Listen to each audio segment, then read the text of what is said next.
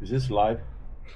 Okay, good. Well, And then we can talk about Hey. like Bobby Schneider stories and stuff like that. Hey, easy now. Hey, Gunsite family, here we are. Easy now. A few of the OGs here out on the porch at the Gunsite office. These guys have been working hard all day in class, and I'll claim I was working hard in the office this week, and we're just kind of getting together and enjoying a glass of iced tea and a cigar. Well, us big boys, we have cigars, and just kind of catching up with things. And I'm Ken Campbell. I'm the CEO here at Gunsite, and this is Steve Hendricks, Rangemaster, Gunsite Rangemaster. And Paul Garcia, also a Rangemaster instructor here. So, Steve, we were just looking at a picture in there that you showed me of your what we called provost class back then. What year was that? Joe, I don't remember the exact year. It was either late 1990 or early 1991. Unfortunately, I didn't write the date on it, and I don't really have. I can look it up for you on the computer if you remind me. Yeah, I never really knew. I'd like to print that on there, but yeah, a bit. 35 years ago, basically. You know. And the provost classes is where Cooper would pick people that he was interested in being an instructor, and you'd go through this class, and there were some notables in your class. Yeah.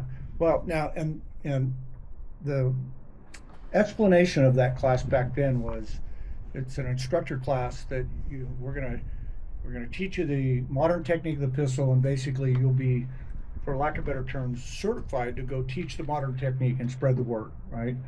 And it wasn't really meant as a vehicle or a pathway to becoming an instructor at Gunsite. Now that class, Well, a lot of them sure did. yeah, that particular class, there's 30 people in that class, and I didn't have my glasses on when I was looking at it, but I identified 10 or 11 out of that class that were staff instructors here at Gunsite over the years. Yeah, Ed Head was in there, Norm Broman, Bill Murphy, Yeah. Bobby Schneider, Yeah, Mike Mike Hughes, yeah. and sadly, many of these Mhm. folks are no longer with us. Right. They're sitting at a table in Yeah. their special corner of heaven right now Right. with Cooper and holding court up there. Yeah, absolutely. Yeah, well, it's 35 years ago, so it's been a minute, that's for sure. My provost class was 1993, if I'm not mistaken, and in mine was Larry Landers. Again, somebody's not with us anymore. I'm gonna have to get my records out and see who else was in there. But there aren't a whole lot of us left on staff that were tied directly to Cooper. Right. Well, I was the last instructor that was hired before the school moved through Rich Tree and eventually to Buzz. It was kind of unique. I have the letter. I meant to bring it out for you to look at.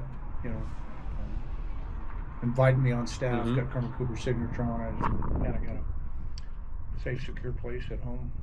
Mine was signed by Bill Jeans. Yeah. So. Yeah. Bill was the ops manager. Okay, Paul, you're the new kid on the block, sort of, kind of. Oh, so I guess mine was signed by you. Well, yeah. Wait, who was the guy that sponsored you on staff? Yes. Yes, it's my fault. Yes, regretted it ever since, but still can't get rid of me. Started here, a student, it was 1997. I went to the National Tactical Officers Association Conference in San Jose, California, and Gunsite had a booth there. And I think they were showing video, and they had 3 guys with Gunsite shirts on. I assumed they were instructors. They could have just handed out the shirts. I don't know. And I think that's when I made up my mind. You know what? I'm going to go to that. 'Cause I'd heard of Gunsite before, but I never really made up my mind. But I saw the 3 instructors, and the following year, I ended up making my first class. That was actually 1997, my first year.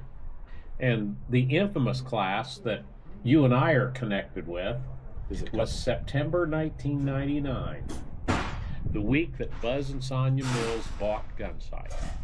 And Pat Rogers was the Rangemaster. Another one of them was gone far too soon. And I was coaching the 499, the level 3 pistol class, and Paul was one of the students. The sale of Gunsite from Rich G to Buzz and Sonia Mills happened at noon on Wednesday. about 2 o'clock on Wednesday afternoon, we're doing the support hand only drills where you lock the pistol between your thighs with your trigger finger straight, and if it's a single action, the safety on, pop the magazine out, put a fresh magazine in, index your trigger finger on your thigh, grasp your pistol, and come out and shoot on target. And Pat's on this guy's left side. His name was Dave. He was a retired cop and then a bailiff from Louisiana. Pat's on his left side. I'm on the right side, and I see the guy's hand go down to the pistol, his finger on the trigger. There's nothing we can say or do. We don't want a startle response, and we get the big kaboom, and the guy put a ball round, 45 ball round, right through his right foot. And I thought, well, here's how to impress the new boss. I thought, I am so fired. But anyway, Paul was in that class. And I don't think I've stretched the truth on. No, you really haven't. It was one shooter at a time, and to the rest of us, we are watching. We're standing behind, and we hear the round go off. We don't know if he's hit or not. I see something go up in the air. We don't know, a rock or something. It was a really nice 1911. And the guy just kind of stood there for a little while, and then he just kind of started leaning like the Leaning Tower of Pisa, but he went all the way down. Oh. That's when, okay, I guess he hit himself. So we actually had a Special Forces doc, and I don't mean a medic, I mean a doc that was in the class. So he jumps in, and we've got a very thorough man-down procedure here. So we start man down, and Chris Dwiggins was still working here, and Chris came out of Delta, and he was actually an RN.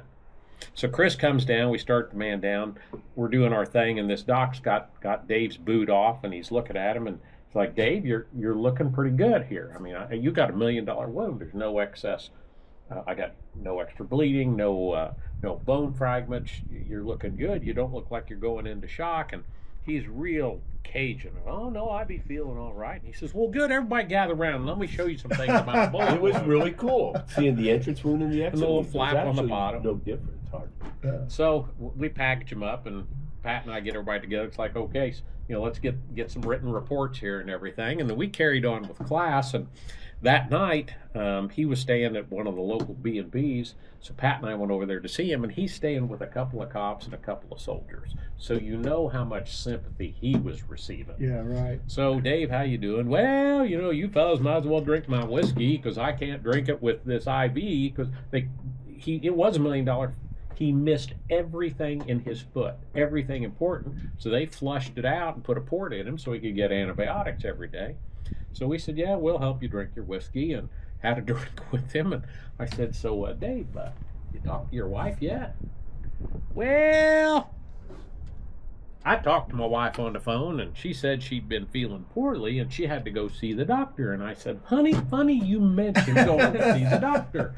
And I told her what happened, and I told her these nice fellers here offered me $100 for my pistol. And she said I rightly ought to take that, because time I get home and she sticks it up my butt, it ain't going to be worth $100. But he had a great attitude about it. He couldn't keep shooting, so he had to go to the hospital every day, get an IV. But he'd sit in the back, and he was kind of a caricature artist, and he drew caricatures of himself with the 4 safety rules. Wow. So fast forward many years, and we were out here for Mike Hughes' memorial service. Mm-hmm. And Buzz Mills, who owns Gunsite, he and I were cleaning up the cookie crumbs. And this was either late October, early November of 13. And Buzz looks at me, he goes, what are you going to do when you grow up? I said, what are you talking about? And he said, aren't you going to retire? Because I had 13 months left as sheriff. And I said, well, yeah, but I'm hoping you bring me out and let me teach a whole lot more. And he looked at me and he said, well, let's talk about that. And he offered me this job. And 2 things popped into my head.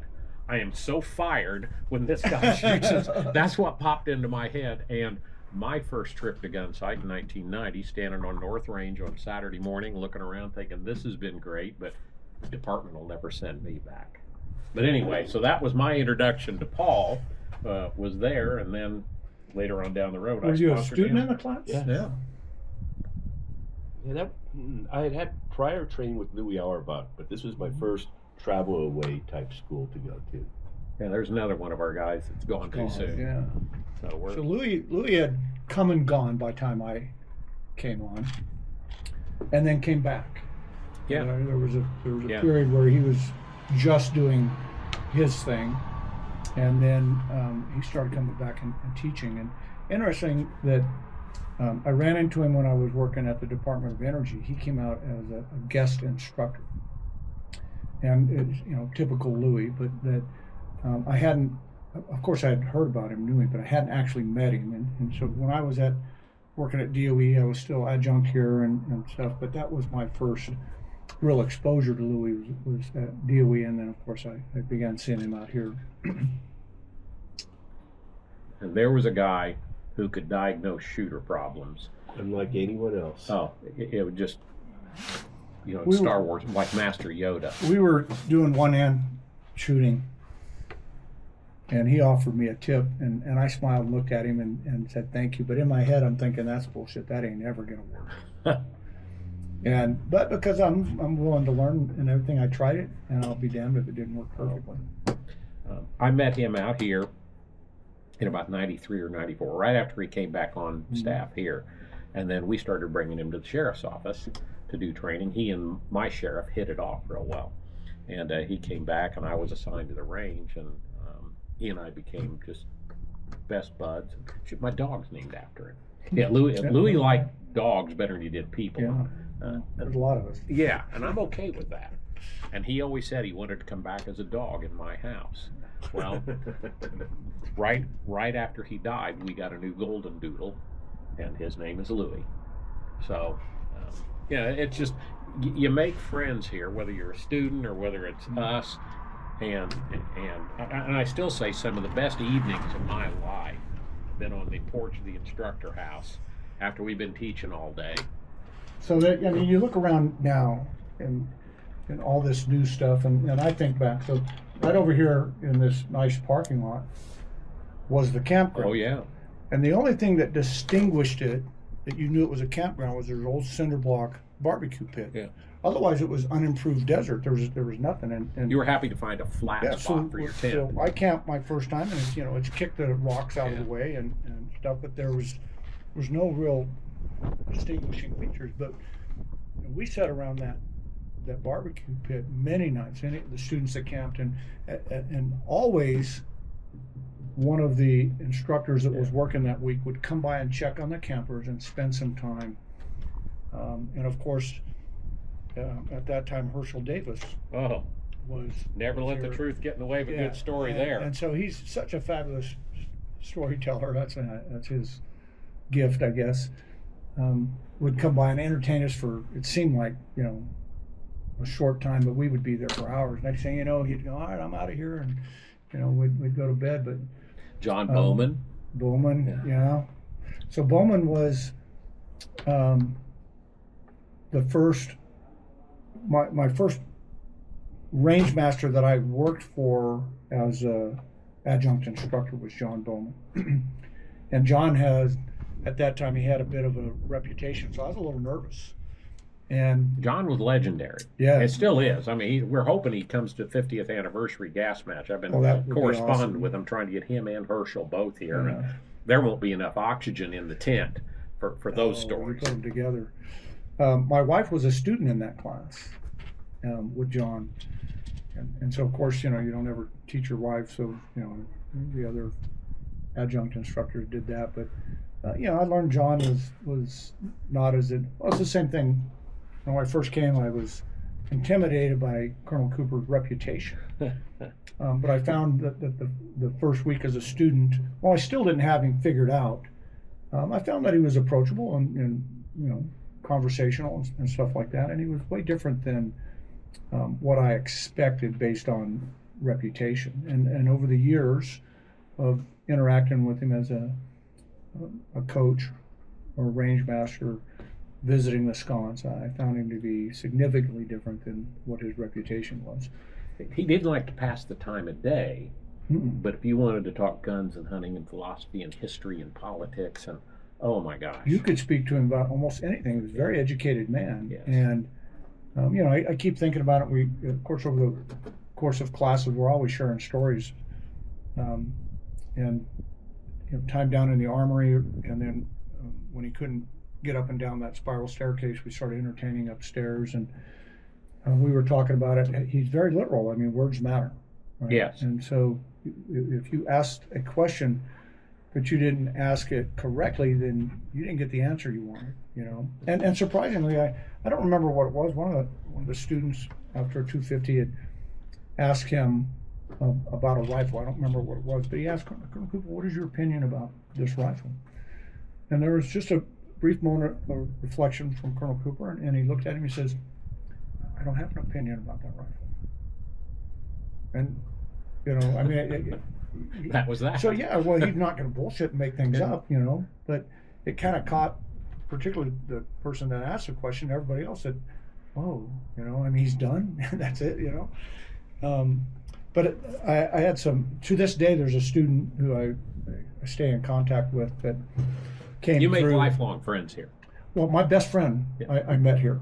But this student, he accuses me of throwing him under the bus because we were down in the armory and it was quiet, right? No, and Colonel Cooper sitting there and nobody saying anything. So I told him to ask Colonel Cooper about the lion. But I didn't frame it right. And so the student just says that, "Colonel, what about the lion?" Colonel Cooper says, "Well, of course, the story's in the book." If he would have said, "Colonel Cooper, will you tell us about the lion?" Colonel Cooper would have done that because I've seen him do that. But he said, "You know, what about the lion?" Well, of course, the story's in the book. My provost, that's where he killed a lion at 10 paces, if you haven't read the book. Yeah. My provost class was within a year of that happening. And he was teaching the provost class. And we said, "Tell us about that." "Well, if you'll stay after class." And we're like, "We promise we'll go to bed on time tonight, Grandpa. We'll eat all our dinner." And he told us the story firsthand of killing the lion at 10 paces. And I wish it would have been in iPhone days where I could have had that on record. Yeah. Or It's an awesome Louis and I were teaching a class, and we had a couple FBI agents in class. And I've got friends that are agents, and there were two different agents. One was a cop, and the other one was an accountant with a gun. And I mean that respectfully to the FBI, but they hire a lot of accountants. So one was a gun guy. So we get over to the sconce and down in the armory, and Jeff's sitting in the corner in that green stool that he held court. And the non-gun guy looks up at the wall and points at one of the scout rifles and goes, "That's a funny looking rifle. What is that?"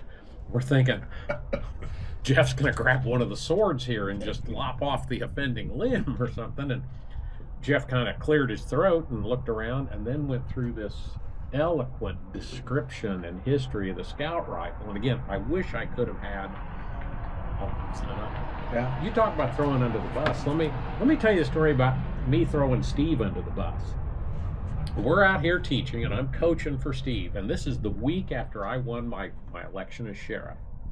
And you're one of the first people to ever call me sheriff, because you were trying to get my attention, and I wasn't, we're all deaf, couldn't hear you, and you called me sheriff. And I thought, oh, that's me. But anyway, the ops manager got me aside and said, "We're going to do an emergency drill here." I know where you're going now. Yeah. We're going to do an emergency drill here, a full meal deal. We're going to have helicopters and police and fire and all that.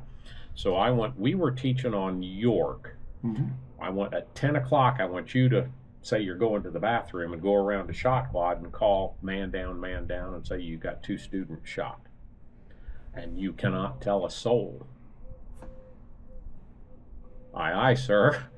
So I'm watching my watch, and I can't tell Steve, and he's the range-master. So I go, "Hey, I gotta go over to the bathroom." So I walk around the range hill, get over there, watch my time hack, base, man down. I got 2 students shot on shot quad. So Steve comes running over the top of the berm and down, looks at me and looks around, and I'm like, "Dude, I am so sorry. It's a drill. I could not tell you." And you just looked at me with laser beams and went back over the hill. Yeah. A few minutes later, 2 sheriff's deputies come rolling in hot, and they start ripping my butt. And I'm like, whoa. First off, you can start your sentence to me with sheriff, okay? But I'm sorry you didn't get told, but you got a sergeant to go talk to. This is a drill, and your command knows it. But that was my story of throwing you under the bus, and you were good about it. When I heard that, because we every morning, on Monday morning briefing, we say, hey, go over the man down drills and make sure you're aware of that, and so we're all familiar and we reviewed those, and I don't think we had ever done a live rehearsal beyond just discussing it. Yeah, just a full blown drill. And so I thought it was real. There's no question in my mind. I thought it was real like that. And of course, I'm thinking about, how did this happen? I didn't hear any gunshots or, There was no class going on that. We had a TAC Med class going on with the military. Yeah. So I just said, okay, we got to deal with it. And it's funny because I looked at that berm and I looked down, about, going around it, because we're not supposed to go up and over the berms and stuff like that. But I thought, screw this. Shortest distance. Yeah. Bill just joined us. Bill is senior range master. You're the real OG here. Yeah. Well, it depends on who you talk to. I tell Mario I got hired before he did, but we got hired on the same day. I've looked it up in the records, and it's a co-thing. Yeah. But anyway. Well, it's funny because Buzz had some paperwork that showed me 1990, and then Ed Head showed me a program that was from 89 or something, and it said, and I was in the picture with I think it was Bill Jeans, and I forget who the other one was, and it says, look at this, I didn't realize you got hired in 89. I think I got hired in 89. I think it was like 90 or 91, and Mario says that's 91, and I said, well, I got paperwork that says 1990, but then Ed showed, actually Dave had the program. He's the one that showed it to me with the pictures in there from 89, Gunsite Rangemasters, me and Ed, Bill Jeans, and I forget who the other, it might have been Ed, I don't know. He was in his group, so yeah. Ed got hired just before me. They prioritized the apprenticeships for some of those, for the military guys, needed to get them done. So, you had to do 2 weeks. Yeah. And so, not everybody could do it all at once.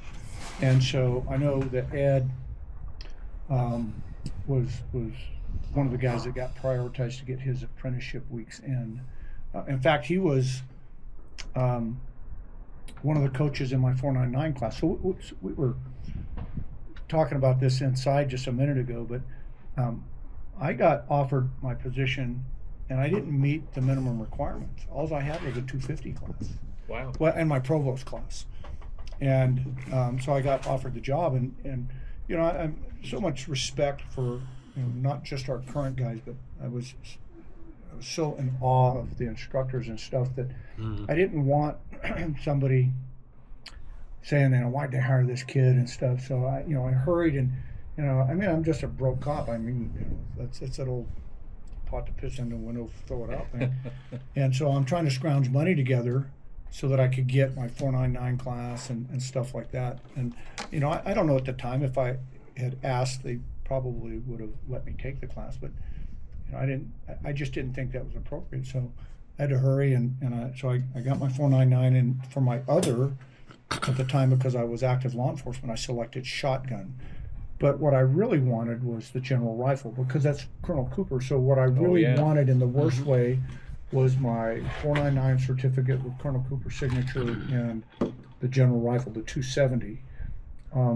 But like I said, for practical purposes, it made more sense for me to take the shotgun class. Well, by the time I got all that done, Colonel Cooper had sold the school, and I was supposed to be in the last 270 class he was going to teach, and then he and Rich got into it, and Rich banished him from the property. Yeah. And it ended up being Jack Furr and John Dial. Now, again, talk about top-notch guys. Again, God rest them. They're both gone. But I'm saying I wanted Jeff's signature on my 270. Well, that's how I met John and Connie in the 270 class. Wow. That's how we met way back, whatever year that was.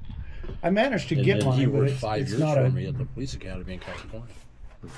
Yeah, I managed to get my 270 from Colonel Cooper off-site. Yeah, Whittington. And Lenny was talking about it this afternoon. But it was one of my goals, because that was his thing. It's what he was known for. Yeah. And who was your first Rangemaster?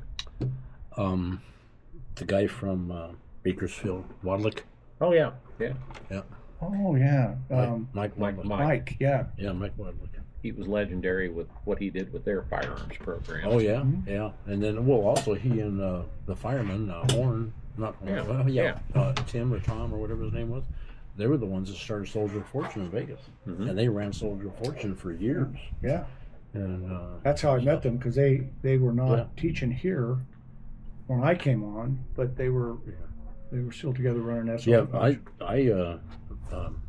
not Mike, but Horn. He and I shared the old the bunkhouse. The little 2-room dorm room. Yeah. Gary's old office. We shared that. I don't know, 3 or 4 times. Yeah. You know.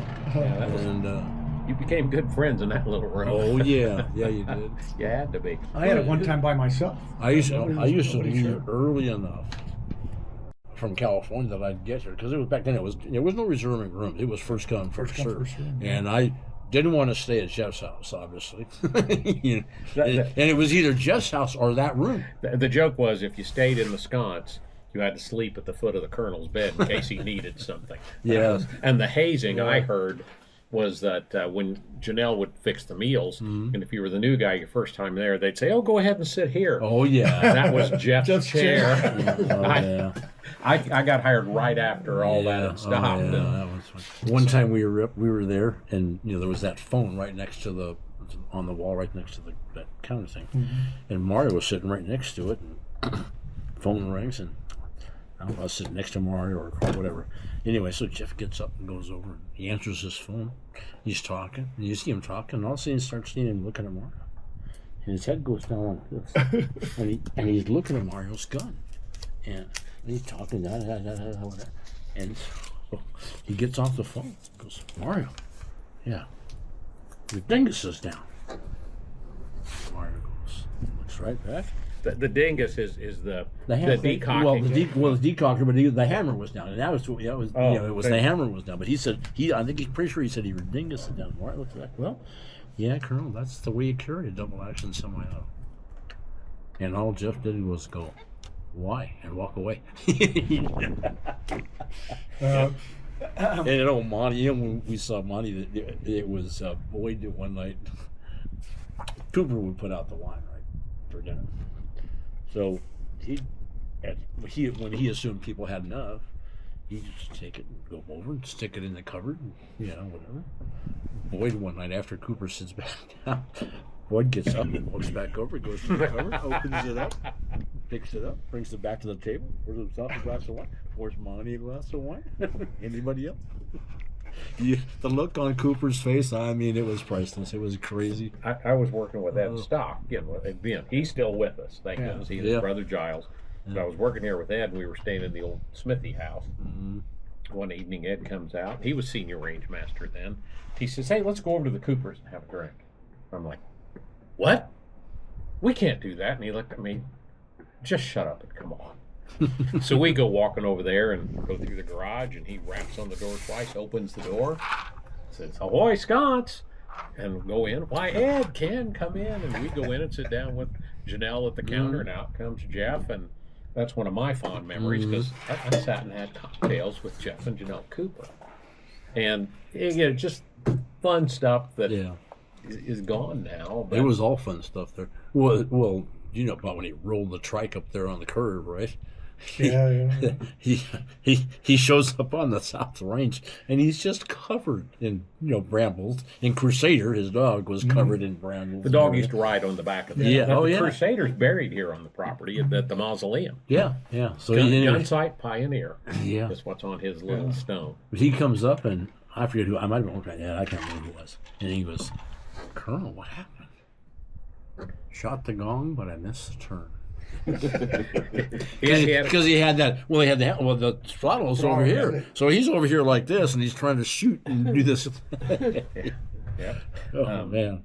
Yeah, he had the throttle set up. Eventually, he moved it on. He didn't move it. I've got Greg Morrison's, who's ops manager. He wrote the blue book, The Modern Technique of the Pistol. That was his doctoral thesis. Oh, it's his doctoral, yeah. So he had a 3-wheeler, and then he sold it to Bill Jeans, who was ops manager. And Bill, I got it off Bill. I got to put a new battery in it. I fully intended on having it for this week for the Cooper Classic, but I ran out of time. And that throttle's set up the same way on the left side. Yeah. Who was your first range master? Didn't mean to tax you there, Paul. It was Larry Landers. Wow. He was the first guy I worked for after I got hired, and you were second or third, coaching for you, and I'm the one who survived that class. That was not one of the highlight classes here. Larry was an interesting guy to work with. And so when I came back the next time and I see Bill, and he looked up and he goes, "Oh yeah, I'll work with you again." I thought, "Phew, man, I made the cut," because it was. Yeah.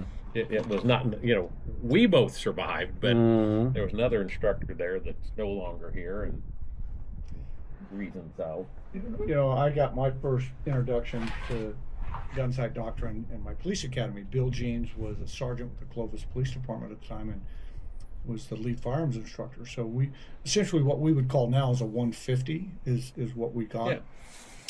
And that's where I learned about Gunsite and my introduction to Colonel Cooper. So when I signed up for my first 250, I came out, I Bill Jeans as my range master. Back then, when you signed up and you got your packet, in the packet it said don't practice, because they want you to practice a bunch of bad habits, right? So I didn't practice. So I came and I was a bit rusty because I hadn't no dry practice, no nothing. And so Bill goes, why didn't you didn't practice anything? I go, no, he told me not to. And he goes, well, that wasn't meant for you.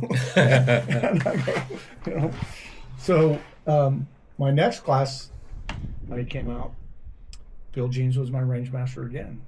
So it seemed like there for a while, I was just going to get trained from Bill Jeans. So it took a while before I took a class with somebody else. He was my start. He was my last provost, was my mentor in my last provost class, and he's my neighbor now, and I know there's a bunch of old guys coming in having lunch with him at 1 o'clock on Friday. I wish I could be there. Oh yeah. I'd love to go there. They're going to be at Essence at 1 o'clock on Friday. Oh really? Yeah. So you might just pop in there. I might just pop in. They're just some. I'm feeling ill. I don't know if I'll be here all day Friday, Ken. Yeah. That's who I am. And Larry Landers, man, what a great. He's the one who started our seasoned citizen classes. Oh yeah. Yes. Yeah. He came up with that idea. He was fun to be at the gatehouse with, because he worked undercover in militias and so on. And he and John Dial, man, the stories when he worked deep cover in the weather underground. John Dial was he's a legend at LA. He really truly is. I was telling a guy at his funeral, I was telling one of the guys there, I said, yeah, I still remember John telling the kids at the academy about when he got thrown in prison in Mexico. And stayed in undercover. He stayed undercover. What happened was he goes down to Mexico on some assignment, and he gets thrown in prison. Well, of course, you can't just walk up to the door of the prison and say, hey, well, we're LAPD, and, you got one of our guys and we want him back. Well, you would have got him in like 6 pieces, whatever. So it took him 3 months to get him out. I never heard that story. Oh, no. But what happened when he told me, he told the kids, and he says that what they would do, and there was a lot of other Americans in that prison, so they would sleep in shifts. They always had to have 5 to 10 guys awake, because otherwise they would have got their throats cut in the middle of the night, So at least they just rotated sleeping in shifts until finally all of a sudden one day they come and get him, and out he goes, He was telling me about Karen Bass, the mayor of LA, who won't be mayor long, but that actor is just kicking ass. But anyway, he was working her, and he said that during the Fidel Castro regime down there in Cuba, she went to Cuba 15 times. And his contacts, his contacts down there, and whoever else, State Department contacts, said that she met with Fidel every time she was there, and spent a lot of time with him. Well, he wanted to go down there, and he says, "Hey, we got to see what's going on over she's staying." And so his boss says, "John, if you got caught down there, I don't know how we'd get you out." And so went up to brass at LA, and she, no, we're not getting involved in this. He's doing enough here. We got enough on her, and she was, member of the American Communist Party, all that typical stuff, And, yeah, but he worked some high-profile people. It was, Weather Underground. Oh yeah, he was in that for a long time. Well, that's when they pulled him out of the academy. He never graduated from the academy. He only had like 2.5 months into the academy They pulled him out for UC. They pulled him and like 4 or 5 other guys. He was a Vietnam era Marine. Oh, came yeah. out. They pulled him out, put him in deep cover for years. He never wore a uniform again in his entire career. He did all that kind of stuff, and then when he got back from being deep undercover, he went to the prison gang task force, and he worked that. I know a guy that worked it with him said he was one of the best guys he ever worked with and stuff. You mentioned his name around the SIS guys. Oh. They almost genuflect. Oh yeah. I mean, they almost take a knee and Oh yeah. On the lighter side of John, Yeah. down at the gatehouse. And so you're up here The teaching. statute of limitations is. Yeah, it's running. So you're up here all day teaching. It's hot, and not all the ranges in or classes in at the exact same time. So the instructors, some of them get down their head. So you come dragging in, and it's hot, and there's the Barcalander, the lazy boy, and he's laid back in just his underwear in the living room. There wasn't air conditioning. It was a swamp cooler. We walk in and we go, John, man, at least put some gym shorts or something on, dude. And he's sound asleep in the chair. Yep. So you just, and I was newer then. John was more senior, so I just started adjusting to. Right before you open the door, just be, because you don't know what you're going to see, right? So don't be shocked. One time I was coming down and I got a new bird dog, and we were always dog friendly here, but not quite like we are now. So I had a kennel, and I was in the big room down there. It had a huge walk-in closet. So the Rogers suite. The Rogers suite. So Yeah. I put the kennel in there, and I put the dog in the kennel, and I'd go in and check on her. Well, same thing. End of the day, I got to hustle back. I'm gonna get the dog, and I open the door, same Barcalander, but now it's Ed Stock with my dog in his lap, and he's sitting there, petting the dog, watching TV or something. I go, Ed, and he just looked at me. What? Like I had the nerve to ask him, what? I thought, thanks for taking care of my dog, Ed. Yeah, I was the first one to get the call from him about his kidney issues. And I was working.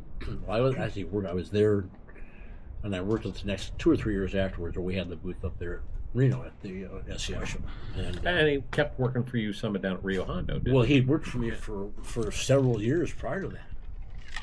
But he gives me this call and says, "Hey, here's what's going on," and da da da da. And I just got this shot put in, and he had his doctor was interesting. My one brother had the same issue, and I got him in touch with John about dialysis, because this guy, his doctor put him on a home dialysis instead of having to go into one of those places where you're there for 4 hours every other day or something or whatever. So he'd get up in the morning and he'd plug in and turn it on, and it would run for like an hour, 45 minutes to an hour, and then he would get on. It would tell him when it was done, and he would hit the send button and send all the information to his doctor. Wow. And he did that until he finally got a transplant. And then, but he wanted to stay here and continue. He wanted to work. He had Gunsite classes coming up, and then he wanted to work for me. I said, John, well, how are you going to do it? I know how you're going to be wiped out every day. And he goes, well, I found this place in Prescott that I can go there right after class, and then I said, but John, you can't drive. I said, you can't drive there, and you can't drive home. I said, so somebody's going to have to go with you every day.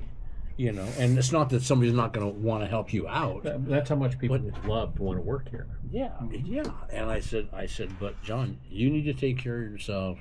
You and Connie, you need to do what you need to do, and don't worry about it. There's always going to be stuff you can do, but you need to get this straightened out first. And he did. He finally got a transplant. And my brother finally got a transplant. But then a year after he gets this transplant, he's finally getting all the rejection medicines, all gone through all that stuff or whatever. Comes down with pancreatic cancer. He's gone in like 28 days. John and Connie came out here just a month or so before he passed. And he hadn't been here in years. Yeah. And we took him around. Of course, we've had all these capital improvements and so on. And it was so great visiting with both of them and catching them up. And then we find out that he unexpectly passed away. Oh, yeah, that was a weird thing. Yeah. So... Every time I start coughing, I think, oh shit. Yeah. So, enough of the sadness in there. But, so yeah.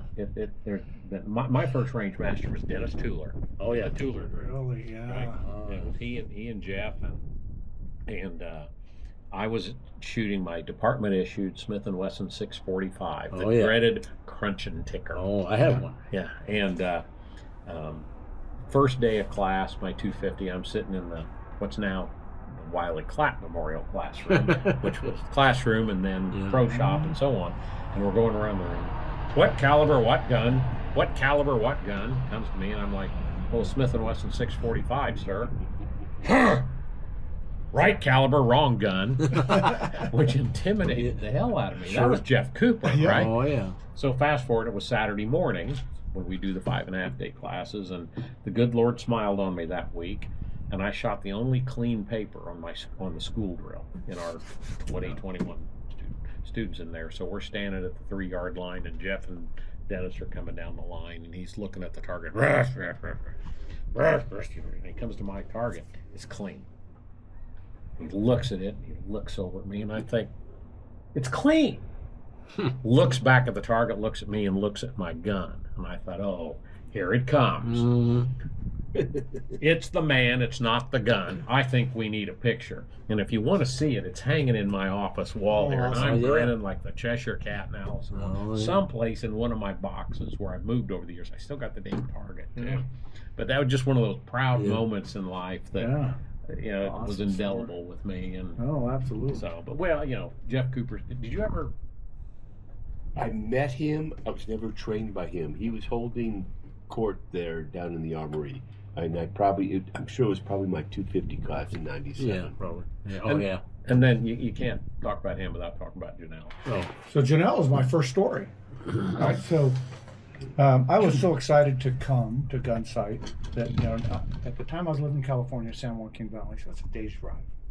So I left on Saturday, spent the night in Flagstaff because I can't get here on Saturday. And I at the gate at 8 o'clock, gate was still closed. Yeah. And Bill Jeans happened to be out in the yard talking to somebody, and he came over, and of course he knew me because he trained me in the academy and stuff. And so we opened the gate and I came in. So it's like 8 o'clock in the morning on Sunday morning. That's how early I got here. And I get my campsite, move the rocks and put my tent up. And scoot the scorpions away. That afternoon, I'm just sitting around because I got nothing to do, no place to go. I got a little pup tent. And here comes Janelle. And she's literally got the little wicker basket on her arm. And I don't know who this lady is. I don't know anything about her. Right? So she shows up and packet of cookies. Welcome to Gunsite. I'm Janelle Cooper. And she says, hey, if you need something, if you need an extra blanket or a pillow, and people tell you that stuff all the time, but you could tell she meant it. Hey, come to the sconce if you need something, and we'll take care of you. So I met Janelle before I met her. She was just so sweet, and it was totally unexpected. Everybody's name. She never forgot her name. No. Yeah. I could go 4 months without seeing her. How are you? Back then, the small Raven. Oh yeah, I got mine. You got it from Janelle. Yep. Now, you didn't get your instructor pin from Colonel Cooper. You got it from Janelle. Yeah. And so we were at the sconce, and I can't remember who I was with, and somebody said, hey, you get your pin from Janelle. And of course, I was terrified, to go ask for it. But, I said something. Ma'am, alms. Yeah, please, so she takes me some over more. and gives me my pin. Now, as we know, we're part-timers, a couple times a year and stuff. So, it's like a year before I come back, and we're over at the sconce, and she's, you're Steve, right? And I'm thinking, holy shit, somebody must have fed her information that we were coming. And she starts talking to me, and she says, you're from Colorado, right? She remembered all those details. Yeah.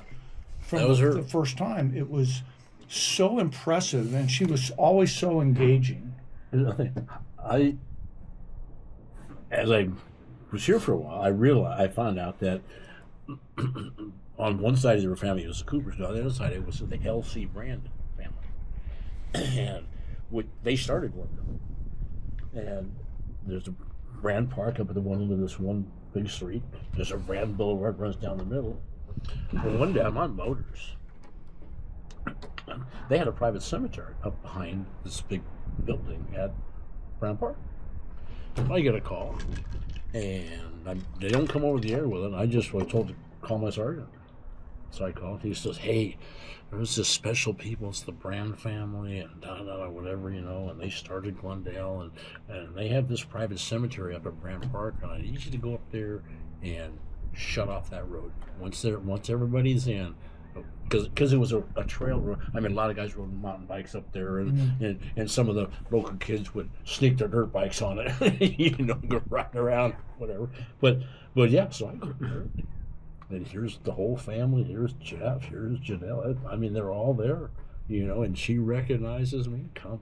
They called her the Countess for a reason. It was incredible. Her memory was she was absolutely truly the yang to the yang. Yeah. Oh yeah. And they had 4 or 5 funerals up there while I was still in Glendale. One of my favorite stories, and the family shared it with me because I gave her eulogy. And who am I? Yeah. But so I got to hear all these stories, and two of my favorites. One of them was. One of the instructors had a negligent discharge into the ceiling of the gunsmithy with his shotgun. So, we get fired for that. So he goes over to self-report to Jeff, hat in hand, and Jeff's sitting there at the Barco Lounger by the fireplace, and he comes in and takes his pistol out and sets it down on the table like you're supposed to, so he didn't snag up her couch. And he's telling the story, and Janelle's over being the dutiful Marine Colonel's wife there in the kitchen that's right there. And just as Jeff is ready to drop the axe, Janelle turns around and goes, "Oh, Jeff, tell him about the time that happened to you." And turned back around. I remember he didn't fire him. Yeah. Kind of takes the wind out of his sails. Exactly. One of my favorite lines, though, from the eulogy was how the angels in heaven were so happy that Janelle has arrived and joined Jeff, because now there is a buffer between Jeff Cooper and the good Lord when Jeff is telling God why he's wrong. Yeah. So we've been talking a long time here. We need to kind of wrap things up here. I had Jeff's nephew in a class, and he had a construction company in Glendale, and so I'm working Watchtower one morning, it's like 6 o'clock in the morning, 7, and I get a phone call. One of my guys, "Hey, you know this guy?" "Yeah." "He says he knows you. He needs to talk to you." So I'm trying to think what his name was, Rick or something. Doesn't matter. This is going to be a video. He moved to Oregon. Anyway, so he gets on, and he's out walking his dog. And of course, there's no CCWs issued in LA County at that time, or Glendale for sure. He's out walking his dog, and he's got his 1911 in his waistband, pair of shorts, no holster, no nothing. And of course, he adjusts it and goes boom. And lucky he didn't hit anything vital, in and out and whatever. So, he sits down on the curb, and somebody, going by or walking by says, "Oh, you need an ambulance." And they call an ambulance. The first thing out of it, "Don't tell Sergeant Albers." The first call. Well, so then he calls me later and talks to me, and he goes, "Whatever you do, please don't tell Jeff. Please don't tell Uncle Jeff." I said, "I'm not going to tell him. You're going to tell him." He goes, "Oh, Bill, don't." "No, you're going to tell him." And it was funny. Years later, I'm telling this story to Lindy and Christy, and we're at the side, and she goes, "He what?" "He never told us that." He says, "Well, next time you talk to him, tell him I said hi." Yeah, ask him about that. Oh my. Well, yeah. Guys, I appreciate you coming here. A toast to all our friends that we've worked with and those lost and gone on, and to the next 50 years here at Gunsite as we look out the windshield. So thanks everybody for paying attention to us. Thank you. Remember what I always say: when are you coming to Gunsite?